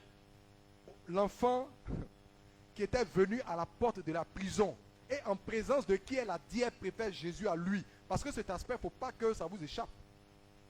L'enfant était là, ils ont crié, maman, viens. Maman dit, Jésus ou rien. Vous pensez que qu'est-ce qui s'est passé dans le cœur? Ce sont de tout petits enfants, ils ne comprennent pas encore la vie. Maintenant, quand elle est sortie de prison après 24 ans, l'enfant avait maintenant quoi? 34 ans. C'était un homme. Vas-y. Et travaillait pour le gouvernement au Tibet. L'enfant travaillait maintenant pour le gouvernement au Tibet. Oui. Sœur Yuen ne l'avait pas revu une seule fois depuis leur séparation au portail de la prison. Voilà. Elle n'avait plus revu. Oui. Il avait été récupéré par l'État et envoyé dans des écoles athées où l'on enseignait que Dieu n'existe pas. Puisqu'il n'y a plus papa, maman. Toi, comme tu n'es pas régné là, tu restes en prison, mais tes enfants, nous, on va les gâter derrière ici. On les a pris, on les a menés dans une école d'athées où on fait un lavage de cerveau pour leur dire que Dieu n'existe pas. Vas-y. Il a donc grandi avec l'idée que Dieu n'existe pas et que sa propre mère l'avait abandonné. Et on va toujours lui rappeler. Jésus, Jésus, Jésus là. Regardez, ça fait que ta propre mère t'a abandonné. Il peut aimer Jésus. Si Dieu ne lui a pas fait la grâce d'enlever le voile, est-ce que naturellement lui il peut aimer Jésus? Non, il verra toujours Jésus comme un rival. Vas-y. Pendant ces années, de nombreux chrétiens lui avaient rendu visite et avaient partagé l'évangile avec lui. D'autres Mais- frères dans le Seigneur étaient allés vers l'enfant là pour lui parler. Mais comme il a répondu, vas-y. Mais il répondait toujours en disant, « Votre Jésus m'a enlevé ma mère. Pourquoi devrais-je croire en lui ?» À sa libération, Sœur Yuen s'est rendue au Tibet pour retrouver son fils. Quand elle a été sortie de prison, elle a tout fait. Elle a mené ses enquêtes. Elle a appris que son fils était au Tibet. Elle est allée le voir. Hélas, celui-ci l'a rejeté en criant qu'il n'avait pas de mère et l'a poussé hors de chez lui. Elle ne l'a jamais revu ensuite. Est-ce que vous comprenez? Quand elle allait voir son fils, il a fait quoi? Il a mis dehors. Il a refusé de la recevoir. Il dit, il n'a pas de mère. Vous voyez ce que sa foi lui a coûté? Cette dame-là. Première déchirure aux portes de la prison 24 ans plus tôt. Enfin, 23 ans plus tôt. Deuxième déchirure après la sortie. Son fils a régné. Tout ça pourquoi? À cause de quoi? Jésus. Pour garder cette foi qu'il faut pour attendre le Seigneur. Vas-y. Question. Maintenant, Première il y a- question. il y a trois petites questions que je veux nous poser là. Parce que peut-être que dans le cœur de certains, on va trouver que elle aussi, elle a été un peu, elle a exagéré un peu. Qui pense comme ça? Soyons honnêtes. Il faut le lever. Soyons vrais. On se dit, ah, mais elle aussi, elle aurait pu faire comme ça, elle aurait pu manager comme ça. Est-ce que c'est pas un peu trop radical? Est-ce que c'est pas un peu trop, comment on appelle ça? Il y a un terme qu'on utilise, fanatique. Maintenant, on va prendre son histoire là, et puis on va déposer ça sur les évangiles pour voir si elle était fanatique ou bien si la réaction qu'elle a eue a été normale. On est d'accord? Allons-y. Première question. Première question. La sœur Yuen a-t-elle eu raison de réaffirmer haut et fort son attachement à Jésus en sachant que cela lui vaudrait de rester en prison? N'a-t-elle pas été quelque peu fanatique? C'est-à-dire déjà même, parce qu'il y a eu la séparation avec les enfants, mais n'oubliez pas qu'il y a eu pour elle-même le fait d'endurer la prison. Et ne croyez pas que ce sont les prisons européennes où tu as ton lit, tu as des sanitaires. Ah non, détrompez-vous. Ça, c'est des prisons du tiers-monde. Où quand tu rentres là, on sait comment tu rentres, mais on ne sait pas ce qui va se passer là-bas. C'est la jungle. On ne respecte pas de droit là-bas. Parce que souvent, quand on nous parle de prison, on voit un peu ce qu'on voit à la télévision, où le gars a son lit, il y a un sanitaire. C'est pas ça. Hein. Quand ils rentrent à la Maca, pour ceux qui sont allés dans nos prisons, là, et ça encore, les Maca même, c'est bon. Dans les années 60, régime communiste. Imaginez les prisons. Donc elle-même fait des années de prison là. Pourquoi elle a accepté ça? Est-ce qu'elle n'aurait pas dû gérer un peu? C'est la question qu'on pose. Oui, allons-y. La réponse. Apocalypse 2, 10. Qu'on a lu tout à l'heure. Le diable, vas-y. Ne crains pas, ne crains en aucune manière les choses que tu vas souffrir. Ne crains en aucune manière les choses que tu vas souffrir. Voici. Est-ce que Jésus sait qu'il y a des choses qu'on va souffrir? Et il nous dit, ne crains en aucune manière ces choses-là. Oui? Voici, le diable va jeter quelques-uns d'entre vous en prison, afin que vous soyez éprouvés, et vous aurez une tribulation de 10 jours. Sois fidèle jusqu'à la mort, et je te donnerai la couronne de vie. On a lu ça tout à l'heure. Donc, si quelqu'un pense que non, elle aurait dû jongler un peu, faire un peu une petite combine pour éviter la prison, c'est ce qui est sage. C'est pas ce qui est sage. Selon Christ, elle devait faire quoi? Accepter de passer par cette tribulation-là en campant ferme pour la foi et en déclarant la vérité. Ne crée en aucune manière ce que tu vas souffrir. Deuxième question.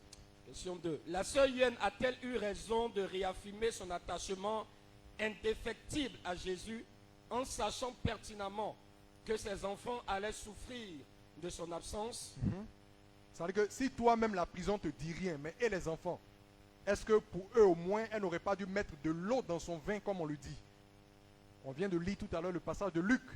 Celui qui ne hait pas son père, sa mère, ses frères, sa femme, ne peut être mon disciple. Ça veut dire que Jésus sait qu'il y a un point où on serait appelé à faire un choix. Et il nous dit qu'on va devoir le choisir en ce temps-là, au détriment de ceux qu'on a cités. Et il faut qu'on soit préparé à ça. Vous savez, la persécution, là, elle ne commence pas grand. Ça commence petit, petit, petit, petit. Aujourd'hui, peut-être que quelqu'un n'est pas devant toi pour te dire faut écrire sur un papier une déposition écrite, ou bien si tu ne renies pas Jésus, on va te mettre sur un poteau. Mais ce sont des petites choses simples. Quand ta maman va te dire, ma fille, tu connais les souffrances de la maison. Toi-même, tu sais que ton papa est décédé. C'est moi qui ai vendu les galettes et la bouillie pour vous mettre à l'école. Est-ce que vous suivez le film, non? On est rentré dans un film. C'est moi qui ai fait ça. Aujourd'hui, moi, ta pauvre maman, après avoir souffert auprès du feu, tu n'as pas bois ici. Voilà, aujourd'hui, je suis malade. Voilà la tension qui me fatigue. Votre papa est décédé. Tu es l'aîné. Bon. Le monsieur qui vient derrière toi ici, là, qui est un monsieur qui est très gentil, c'est lui-même qui me donne de temps en temps quelque chose pour prendre des médicaments de tension. Bon. Tu dis ton affaire de Jésus, tu ne veux pas de lui là. Ma fille, il faut avoir pitié de moi. Là, c'est ce qu'elle dit là. Ou bien c'est pas ça. C'est comme ça commence. Et si là, tu n'as pas été capable de dire à la vieille que non, il faut que je marche dans les voies du Seigneur. Et Dieu prendra soin de nous. Ce qui va nous arriver là, que ça nous arrive selon sa volonté. Si tu n'es pas capable de ça, demain quand on va dire ta maman ou Jésus, tu ne pourras pas accepter devant. La Bible dit, si, comme on appelle ça même, les piétons te fatiguent, c'est avec un cheval que tu pourras courir. C'est ce que la Bible dit. Si la course avec des piétons déjà te fatigue, ce n'est pas avec un cheval que tu pourras courir. Il y a des petites choses aujourd'hui qui viennent, qui sont censées commencer à nous bâtir, mais on échoue. On échoue. Parce qu'on se dit, ah, ce que la vieille a dit là, c'est vrai. Hein? C'est vrai que la Bible dit qu'on ne doit pas rentrer dans une relation adultère. Mais, est-ce pour autant que je vais laisser la vieille comme ça? Et regarde, ma petite soeur Catherine et puis Pélagie, leur école là, on va payer comment? Ça là, vraiment, je n'ai pas le choix. Il faut que j'accepte les avances du monsieur. Mais tu as régné Jésus. Parce qu'au moment où ça là est là, Jésus lui il est là, il ne te force pas, il est là. Il veut voir quel est le choix que tu vas faire.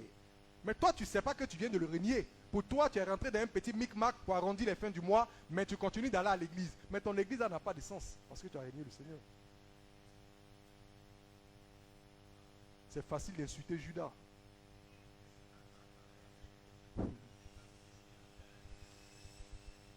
Oui. Donc, ces choses-là sont là dans notre vie, mais on ne fait pas attention. Mais c'est notre foi qui commence à être éprouvée un peu comme ça. Et il faut qu'on accepte de passer par ces épreuves-là pour que notre foi soit épurée comme le feu épure l'or. Maintenant, quand tu n'as pas accepté que ta foi passe par le feu et que tu as navigué dans toutes ces combines-là, le jour où tu décèdes maintenant, nous, on va venir faire funérailles pour dire elle est entrée dans le repos. Tu es entré dans le repos de qui? Toi qui as refusé d'être affligé pour la foi. Toi qui n'as pas accepté que ta foi passe par l'épreuve du feu, qui a voulu conserver avec toi tout ce qui est impureté. Tu es entré dans le repos de qui? Où est l'hypocrisie de nos funérailles qui n'amène pas les gens à se repentir, mais on continue dans l'aveuglement? Bonne et fidèle servante, entre dans la joie de ton maître. Or, quand les anges ouvrent les livres comme ça, là, ton dossier est sombre. Ton nom a été effacé du livre de vie depuis un certain temps. Parce que tu es passé de la vie à la mort. Ce qu'on dit là, c'est pratique. Nous, vraiment, un homme de Dieu, vraiment, la société où on travaille là, vraiment, il y a un bon poste. On m'a nommé même récemment, mais le boss dit que, en tout cas dans la société, tout le monde doit être, que tu sois chrétien ou quoi, on doit faire telle chose. Toi, tu sais très bien que cette chose qu'on te demande de faire là est signée par la Bible comme l'une des abominations qui fait horreur à l'Éternel.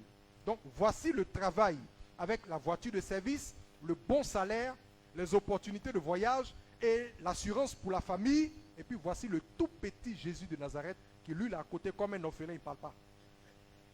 Parce que c'est dans ce temps-là que Jésus, il ne parle pas. Quand on dit agneau muet là, il a été muet quand on l'emmenait à la croix, mais là aussi il est très muet. Il ne va pas parler. Tu vas venir, non, cet esprit, est-ce que je dois accepter? Si c'est à l'homme qui a parlé, c'est ça, il va répondre. Toi, tu ne sais pas ce que la parole dit. Il te regarde, le ciel te regarde. Les anges regardent, Jésus regarde, tout le monde regarde. Et puis le boss, tout est calé. Avec ça là, tu auras ouverture pour aller dans les nations. Promotion, salaire, temps. Et puis, voilà la proposition, voilà Jésus. Et puis tu es là, ah, Jésus, vraiment. Et puis tu commences à citer les versets maintenant. Vous allez, je connais les projets que j'ai formés pour vous. Les projets de paix, non de malheur. Vous aurez ceci. Ça veut dire que tu commences à t'encourager à faire quoi? À glisser vers ici. Et puis tu prends. Et puis quand tu prends, maintenant tu es pressé de venir faire action de grâce. Pour soulager ta conscience. La Bible t'appelle un traître de l'alliance.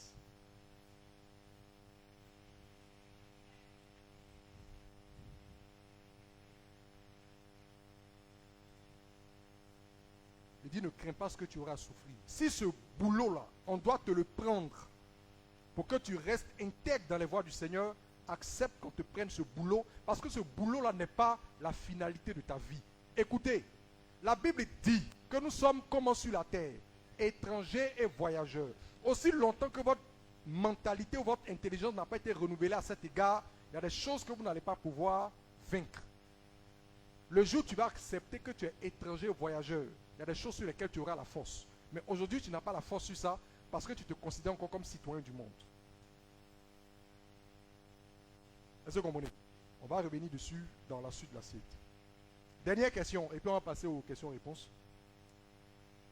La question 3. Question 3. La sœur Yuen n'aurait-elle pas pu régner le Seigneur devant les hommes tout en demeurant fermement attachée à lui dans le secret dans son cœur? N'est-ce pas au cœur que Dieu regarde après tout? Troisième question, on peut se dire, bon, ok, tu ne veux pas renier Jésus, on est d'accord. Mais, devant les hommes, elle pouvait faire semblant. Est-ce que les hommes sondent les cœurs? Les hommes ne sondent pas les cœurs. Elle pouvait, dans son cœur, continuer à aimer Jésus, être attachée, mais prendre un petit crayon sur papier là. Si tu écris dessus, Jésus m'énerve, ça fait quoi? Ça fait quoi? Jésus même voit dans ton cœur, il sait que tu l'aimes. C'est pas ça? Parce que c'est le raisonnement que beaucoup auront devant le feu. Et que beaucoup ont déjà devant certaines situations qui sont là. Maintenant, que dit la Bible à cet égard? Je vais nous aider à faire attention à un passage de l'Évangile. Vas-y. Matthieu 10, le verset 32 à 33. Matthieu 10, 32 dit quoi? Quiconque me confessera devant les hommes. Est-ce que la notion de devant les hommes vous dit quelque chose?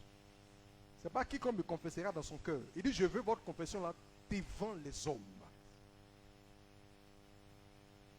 Est-ce que ouais? Ce n'est pas une affaire de vous allez me chérir dans votre cœur et puis non, non. Il dit celui qui me confessera devant les hommes. Donc on n'est plus dans une affaire de ce que tu penses dans ton cœur, mais ce que tu déclares ouvertement en présence de témoins. Quiconque me confessera devant les hommes, je ferai quoi? Je le confesserai aussi devant mon Père qui est dans les cieux. Et quiconque me réunira devant les hommes. Pas quiconque me réunira dans son cœur. Quiconque me réunira devant les hommes. Parce qu'il sait qu'on sera confronté à l'adversité des hommes vis-à-vis. Et il dit que là, la posture qu'on va adopter là, il ne faut pas qu'on se blague pour dire non, devant les gens j'ai fait ça, mais dans mon cœur le Seigneur sait que je crois autre chose. Non, non. Il dit si tu me réunis devant les hommes, je fais quoi? vais te régner aussi devant les hommes. Non. Lis. Quiconque... Me réunira. Tu as perdu le passage. Non. Vas-y. Mais quiconque me réunira devant les hommes, je le réunirai aussi devant mon Père qui est dans les cieux. Je le réunirai aussi devant mon Père qui est dans les cieux. Donc là, on ne parle pas de confesser dans le cœur. On parle de devant les hommes.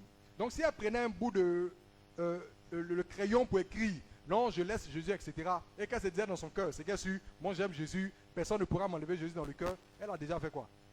Elle a réuni le Seigneur. C'est bon? Donc vous voyez qu'elle n'a pas été fanatique. Elle n'a pas exagéré. Elle a respecté les principes de la parole et ça lui a coûté cher. On aurait bien aimé qu'à la fin, tout soit heureux. Puis elle est revenue. Vous voyez comment les films se terminent, non? Elle a retrouvé son enfant. Mais la réalité, elle est cruelle. Elle est venue, son enfant l'a chassé. Et elle ne l'a plus revu. Elle a perdu même son enfant carrément. Mais elle estimait que Jésus, là, c'est non négociable. Pourquoi? Parce qu'elle doit obtenir le salut pour prix de sa foi. Et ça, ce sont nos contemporains. On ne parle même pas des gens du 2e siècle. 1967. C'est les gens de notre temps. Donc, pendant que d'autres sont en train de livrer ce combat, toi tu es en train de tricher ici et tu vas avoir pas au même héritage avec eux. C'est ça, non? Que Dieu nous aide. On va s'arrêter là. On va prendre les questions. Ok. Nous passons à la séance des questions. Le service de communication a prêté le micro. Comment? Les questions en ligne, il y en a? On va commencer. Ok, on va commencer par un internaute. Il dit, la souffrance est définie quoi, c'est quoi ça? Sur une durée de 10 jours pour l'église de Smyrne. Est-ce à dire que nous avons une période de souffrance définie où nous devons souffrir jusqu'à la mort? Ou souffrir jusqu'à la mort. De quelle souffrance il parle ici? Il parle de persécution? Bon. Il parle de Smyrne. Parce que j'ai l'impression qu'il prend un peu Smyrne et puis il parle de nous. Voilà. Il dit pour Smyrne, on a dit, vous aurez une tribulation de 10 jours. Souvenez-vous que quand on lisait Matthieu 24, Jésus a dit quoi? Ces temps-là seront comment? Abrégés. Parce que si ce n'est pas abrégé, il n'y a pas quelqu'un qui a sorti victorieux de ça. Vous comprenez? Ça veut dire que Dieu, nous on ne connaît pas le délai. Mais Dieu sait. Et d'ailleurs, Dieu dit qu'il va faire en sorte que ce soit un peu même raccourci. Parce que ce sera très brutal. Mais quand ce sera engagé là, c'est à la fin de cette tribulation-là, parce que la Bible dit quoi? Aussitôt après ces jours de détresse, qu'on verra maintenant quoi? Le soleil s'obscurcit, la lune perd son éclat, et le signe du Fils de l'homme paraître dans le ciel. Aussitôt après ces jours de détresse. C'est-à-dire que la détresse, ça va nous emmener jusqu'à la fin. Non, on ne sait pas combien de temps ça va durer, mais ça va nous emmener jusqu'à la fin, jusqu'au retour. C'est-à-dire qu'il n'y aura pas une tribulation, et puis après, tout va être calme, et puis les hommes vont revivre. Non, ça va nous emmener jusqu'à la fin. Aussitôt après ce jour de détresse, le signe du Fils de l'homme va paraître. Donc quand on rentre dedans là, il faut pouvoir tenir jusqu'à la fin. C'est pourquoi il dit celui qui persévérera jusqu'à la fin sera sauvé. Maintenant se pose la question, est-ce que je vais trouver la foi sur la terre quand je vais revenir? Parce que c'est pour prix de notre foi que nous serons sauvés. Or si nous perdons la foi pendant ce temps-là, quand on met de l'or, quand on prend, je veux dire,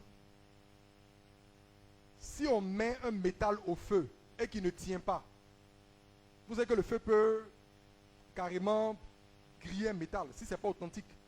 Si on t'a vendu une bague ou quelque chose, on t'a dit c'est en or. Si tu mets au feu, est-ce que l'or va détruire? L'or va contribuer au contraire avec quoi? À raffiner. Mais si ce n'est pas authentique, quand on met au feu, c'est quoi? Ça va brûler. C'est pourquoi tous ceux qui n'ont pas été gagnés par le véritable évangile, eux-mêmes n'ont qu'à commencer d'abord derrière, avant d'arriver où on est en train de faire. Parce que la foi qui est éprouvée là, c'est la foi qui est d'abord authentique. C'est elle que le feu éprouve et épure. La foi qui n'est pas authentique au départ on ne commet même pas l'erreur de l'amener au feu. Ça va brûler. Une fois en papier, elle brûle. Ça peut aller? Donc vous voyez que dans cette préparation-là, il faut revenir pour s'assurer que Jésus est bien rentré dans les cœurs. Que les gens ont compris l'évangile et qui se sont convertis pour de vrai. Qui ne sont pas venus à l'église juste pour avoir des solutions à leurs problèmes. Parce que ceux-là aussi sont nombreux. On croit qu'on les a gagnés. Non. Ça peut aller? Amen. Donc lui dit, est-ce qu'il y a un temps qui est défini ou c'est jusqu'à la mort? Toi que la mort t'a trouvé dedans, ça t'a trouvé.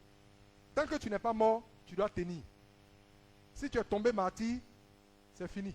Si tu es vivant, on continue. Mais on doit persévérer jusqu'à la fin. La fin pour toi, ça peut être ta mort en cours de route. Tu t'en vas dans le repos. Si tu n'es pas mort, tu dois continuer à persévérer. Ça peut aller? Ok. D'autres Tu veux questions? poser une question? Non, il n'y a plus de questions. Ok, vas-y. Ok, merci beaucoup, docteur. D'accord, c'est le missionnaire Kwame. Ma question, la Bible nous dit que nous avons hérité avec Jésus, Oui, avec aussi les tribulations, avec la souffrance qui va avec. oui, oui. Ma question, c'est quelqu'un qui est né et qui a connu une conversion authentique, cependant n'a pas été exposé à la violente tribulation comme voilà, Dans exposé certains pays, dans ou bien certains comme on est en train de pays dire où, maintenant, voilà, la grande détresse qui et vient. néanmoins qui a gardé la foi et qui est mort vraiment dans, on va dire comme les Ivoiriens le disent, il est mort avec la cuillère en or dans sa bouche. C'est-à-dire que lui, sa vie a été Calme, aisée, aisé, tranquille. Sans... mais il a vraiment vécu une vie correcte Oui, oui. dans les voies du Seigneur. Mhm. Sa récompense, contrairement aux autres qui sont passés par, comment on appelle, par cette Ils tribulation. sont passés par le feu. Oui. Bien. Qu'en est-il? En fait, écoutez bien ce qu'on va dire. Parce qu'il a dit, il dit sa récompense par rapport aux autres. Ce que vous devez savoir, c'est que dans le ciel, là, les martyrs, là, ils ont un statut particulier. Vous comprenez? Ah oui, ça, il faut que vous le sachiez. Ce que quelqu'un a souffert pour Jésus. Vous savez que dans le royaume, tout le monde n'a pas le même rang, non? La façon dont tu as aimé Dieu, la façon dont tu as souffert pour Dieu, etc., ça va te donner une position qui n'est pas la même que celui qui a eu un chemin plutôt tranquille. Ce n'est pas que Dieu est injuste, non. Mais c'est parce que chacun recevra en fonction de ce qu'aura été son parcours. On est d'accord? Ça, il ne faut même pas se faire d'illusions là-dessus. On ne va pas pour avoir un héritage commun dans le sens de tout le monde porte même boubou blanc. Et puis, non, non, non, non. Chacun recevra selon ce qu'a été son parcours. Jésus, lui, il a reçu le nom qui est au-dessus de tous les noms. Il était classé premier de la classe. Et ça, il ne pense pas que quelqu'un peut discuter avec ça. Ou bien vous voulez discuter. Il y a combien dedans? Lui, il est déjà premier, il a reçu le nom qui est au-dessus de tout. Maintenant, nous qui venons là, souvenez-vous de ce que la mère des fils de Zébédée a dit. Elle lui a dit, Seigneur, fais en sorte que mes enfants là, mais ça c'est un moment que j'aime. C'est vrai que le Seigneur l'a repris sévèrement, mais j'aime cette maman parce qu'elle montre que elle, sa pensée était déjà sur ce qui est à venir. Et moi j'aime ça chez elle. Voilà une maman qui ne demande pas au Seigneur, fais que mes enfants aient l'argent. Non, fais que tu seras dans ton règne, ils n'ont qu'à être assis à gauche, à droite. Elle veut placer ses enfants. Ça c'est une bonne maman. La réponse de Jésus c'était quoi? Et il a dit autre chose encore. Que est-ce qu'ils pourront boire la coupe qu'il va boire? Pour dire que ces reins-là, ce n'est pas donné à des aventuriers. Il y a des trônes là-bas, il y a des places. Il y a des places. En fonction de ce par quoi les gens sont passés. Parce que les médailles viennent pour récompenser un mérite. Ce par quoi les gens sont passés sur la terre. Toi, peut-être que tu avais une vie tranquille, voilà, serein, pendant que d'autres étaient en train de se battre sur les champs de mission, piqués par les moustiques, attaqués par les démons. Toi, tu avais ta petite vie tranquille, tu allais au boulot, tu prenais ton salaire, tu mangeais du fromage, tu buvais du truc. Quand vous allez partir, là, chacun va recevoir en fonction de ce qu'a été son parcours. Ça ne veut pas dire que toi, Dieu ne t'aime pas, mais toi, tu aurais dû avoir quelle intelligence? C'est que la vie tranquille que tu mettais là, tu devais comprendre que tu dois faire un maximum pour faire quoi? Pour contribuer aussi à la progression de l'évangile. C'est là que toi aussi tu devais faire à te détacher, à contribuer. Est-ce que vous savez que souvent, le fait même de donner là peut te faire souffrir le manque? Est-ce que vous savez ça? Il peut arriver que tu souffres le manque. C'est aussi une souffrance pour le Seigneur. Parce que tu voulais faire quoi? Prendre ce que tu as là pour pousser l'évangile plus loin. Pour ça aussi, tu seras récompensé. Mais si toi, tu mènes une vie tranquille, tu te contentes seulement de te sanctifier. Il n'y a pas de problème. Quand tu finis, on te donnera une place conventionnelle là-bas. Mais ceux qui ont affronté le fer par amour pour Jésus, ceux qui ont été jetés en prison, ceux qui ont été fait ceci, cela, ils auront aussi une récompense qui est liée à ça. C'est pourquoi la Bible dit dans Hébreu que certains même qu'on aurait pu soustraire à la mort ont refusé qu'on les aide parce qu'ils espéraient une meilleure résurrection. C'est ça que ça veut dire. C'est les gens qui ont compris qu'il y a une affaire de place là-bas. Pourquoi l'épreuve se met devant moi, vous voulez m'enlever? Non, laissez-moi passer au travers. Parce que ça va me donner d'avoir quoi? Un meilleur rang à la résurrection. Ce n'est pas que nous on appelle la souffrance, on ne l'appelle pas. Mais si elle vient, on ne la fuit pas. Je répète, ce n'est pas qu'il faut désirer la souffrance. Ce n'est pas qu'il faut désirer ce qui est mauvais. Mais si ça vient devant toi, ne te soustrais pas. Passe au travers. Vous voyez, c'est ton héritage. Ça peut aller? Oui, question? Oui?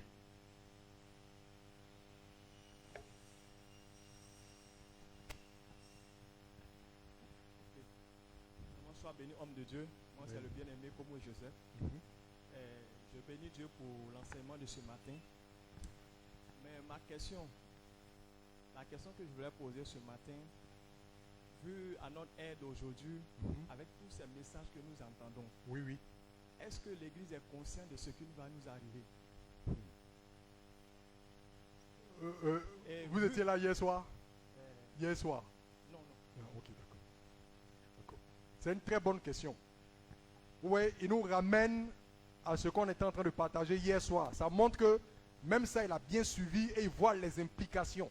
Est-ce que l'Église, c'est la grande question, est-ce que nous sommes conscients de ça?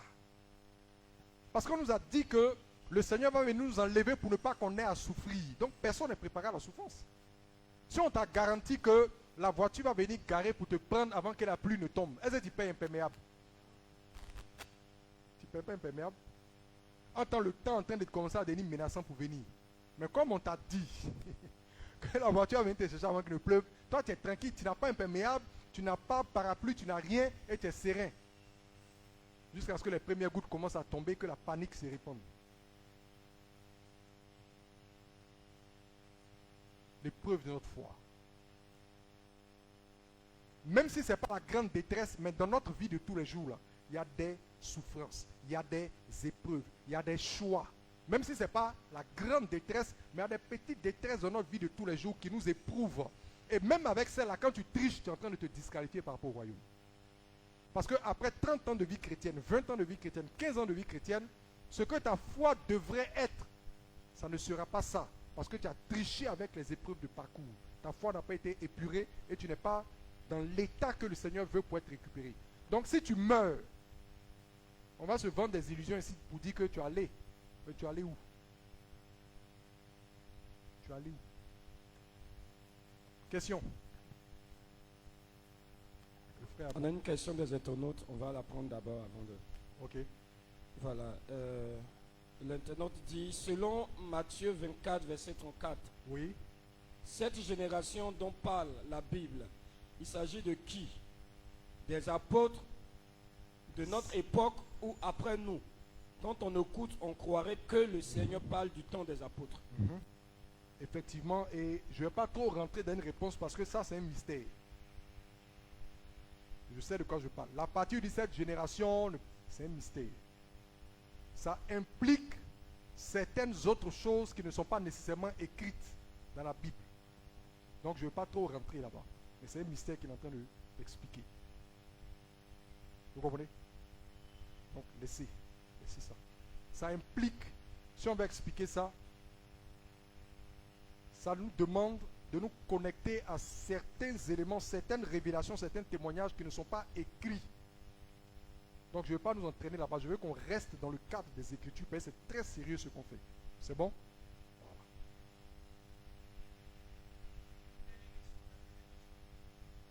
Missionnaire à bout. C'est le missionnaire à bout.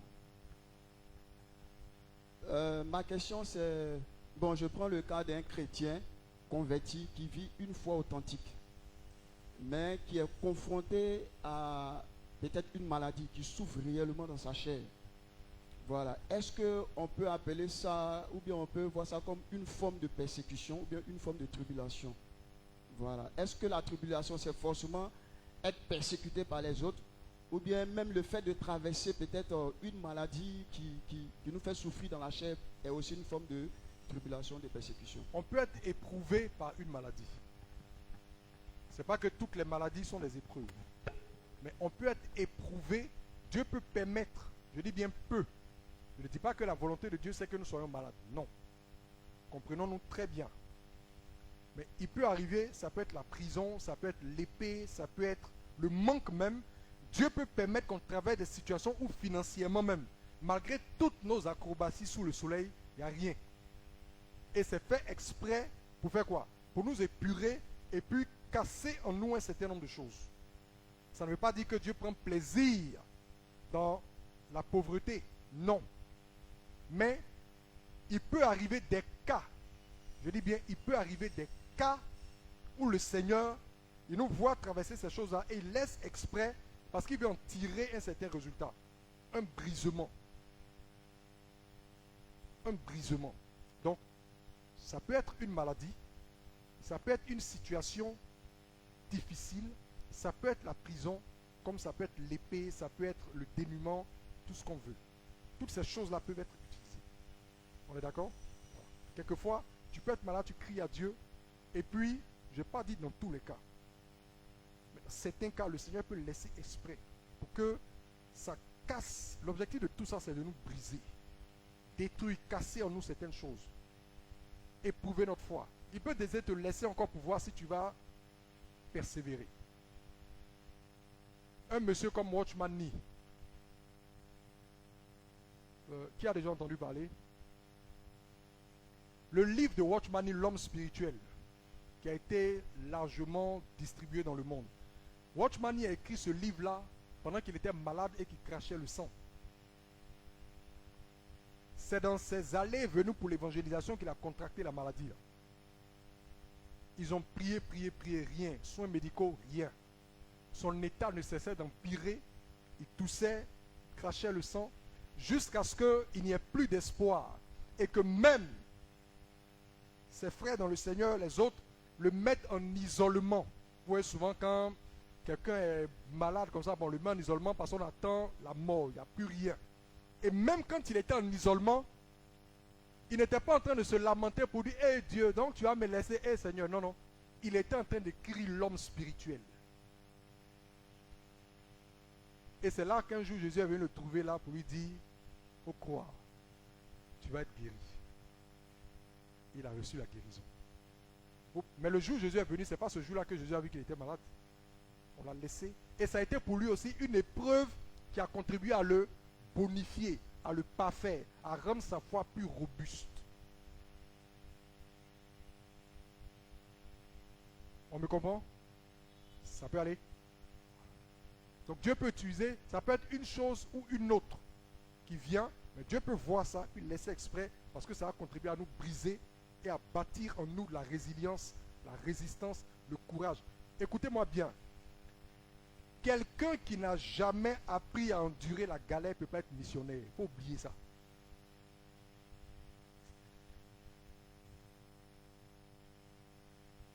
Les gars, ça fait partie de la formation. Parce qu'il y a des choses auxquelles tu seras confronté devant. Si tu n'as pas été éprouvé et bâti à cet égard, quand ça va se présenter, tu vas dire non, Dieu là, je l'aime. Ministère, j'ai reçu. Je ne renie pas mon appel. Mais la galère qui est devant là, ça ne peut pas aller. Il faut que je retourne à mes anciens travaux. Mais pour que Dieu te donne un front qui est suffisamment dur pour résister à ça, il faut qu'on ait commencé à t'entraîner par des petites galères avant.